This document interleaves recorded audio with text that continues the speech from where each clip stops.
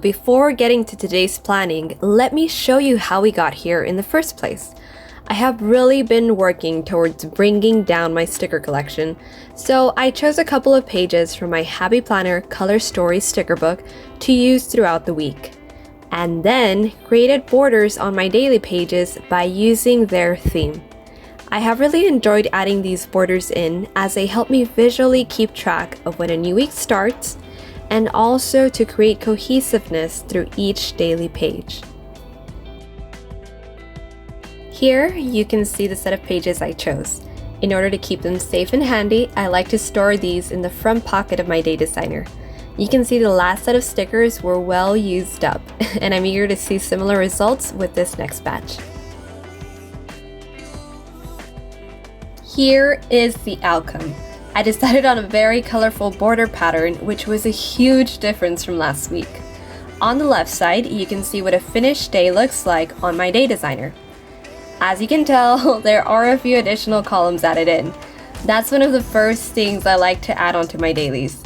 With a pencil, I very lightly divide my schedule and tasks column in half. This will serve for me as a dividing line whenever I want to write more additional things on either column. I also add more guiding lines into the sections that do not have them, just so they can help me keep my handwriting straight. Because believe me, without these, my handwriting is a downward slope.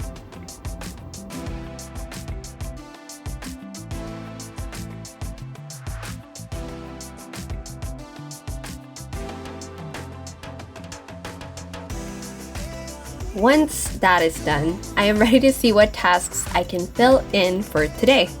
This calls for a quick glance into my weekly, which is kept on my big Happy Planner. I tend to only decorate these pages with a simple sketch, typically relating to fashion. Here, I have noted my appointments, scheduled tasks, and additional things I would love to complete throughout the week. Aside from transferring tasks from my weekly planner, I also take a brief look into the day prior to see if anything needs to be transferred. For example, things that weren't completed, or perhaps other projects that I'm still currently working on.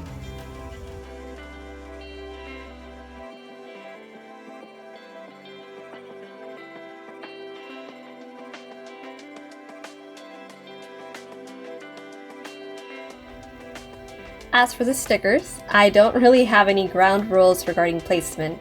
I just choose what I like and I try to space them out sufficiently so I can still have enough white space to write my tasks and notes. On this particular spread, you will notice there is some trial and error. I shifted a few pieces around until I got a look that I would enjoy seeing throughout the entire day.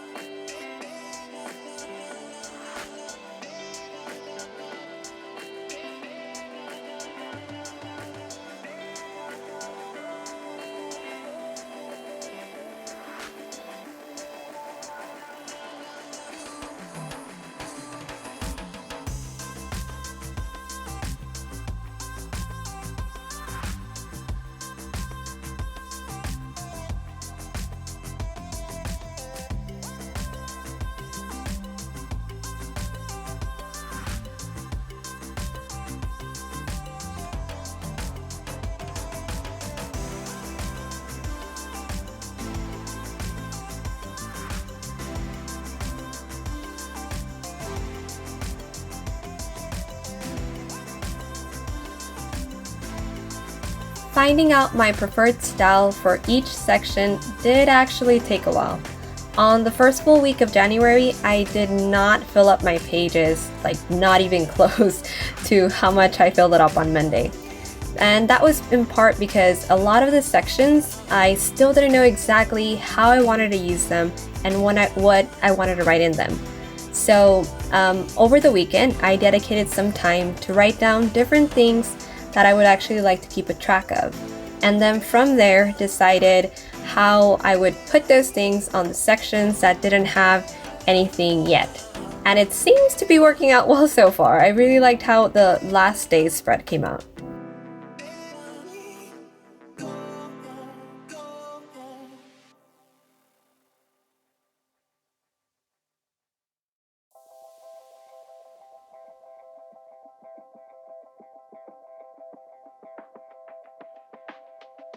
Here is what my daily page is looking like so far. As the day continues, I will slowly add in a couple of more things. But now that I have my outline for the day ready, it is time to get started. As mentioned before, I like to kickstart my day with my work tasks. Since I knew I would be spending most of my time at the desk, I decided to move my workstation to the living room instead. One of the perks from working from home.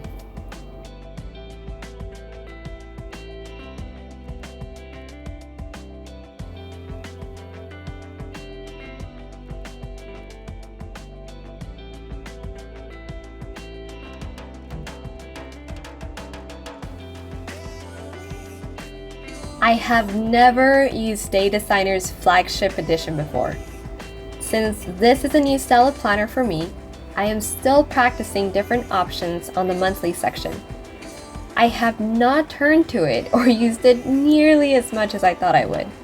So I'm trying to come up with layouts that will make this section more noteworthy, at least before the month ends.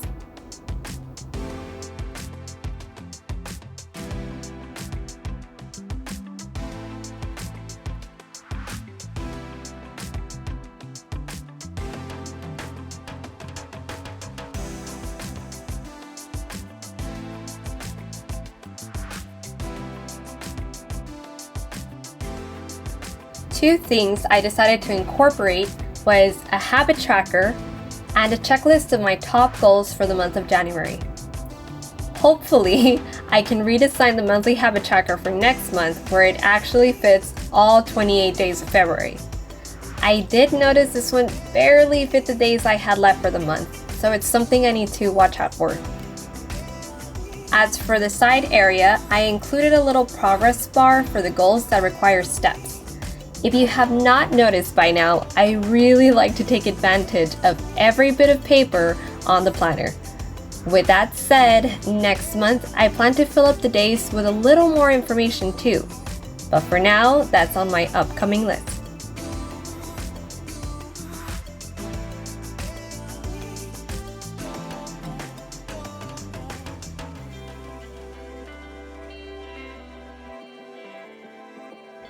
Work took much longer than expected today, so I started cleaning my desk until the evening. This place literally becomes a drop-off area for anything and everything, so I repeatedly need to be organizing things back into their home.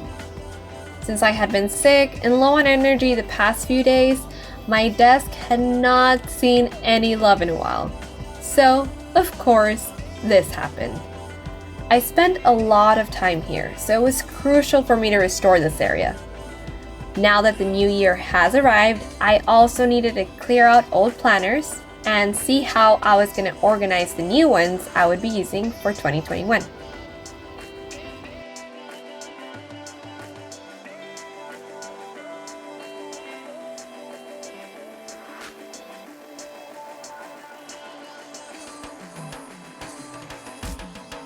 With a freshly new clean desk, I was ready to finally get to updating my transactions.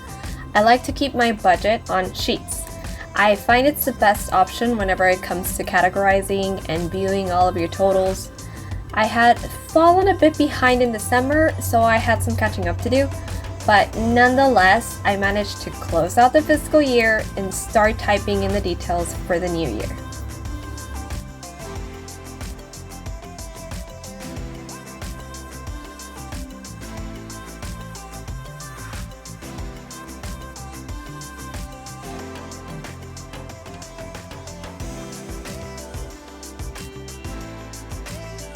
Last but not least, after I cleaned up the kitchen, I started on drawing a layout to help my new cleaning and organization plans.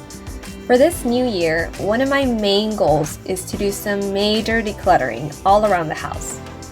I plan to move into a house next year and would like to only take the things I actually use and value with me.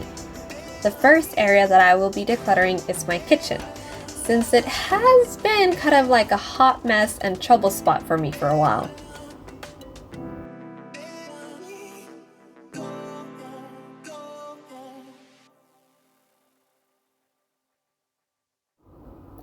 My plan is to rearrange a couple of my cupboards and thoroughly clean them as I shift items from one section to the other. The task seems a bit daunting at the moment, but hopefully breaking up everything, especially into the first initial steps, will help me center my focus and get me more motivated to get things started. And typically what always happens is that once I see those smaller tasks, smaller sections and goals be accomplished, I get the momentum I need to, finish it all strong. So here, what I'm going to be doing is pretty much keeping track of what cupboards have already been cleaned off, what I'm keeping in what sections, and making sure that the things I use the most in certain areas are accessible in those sections.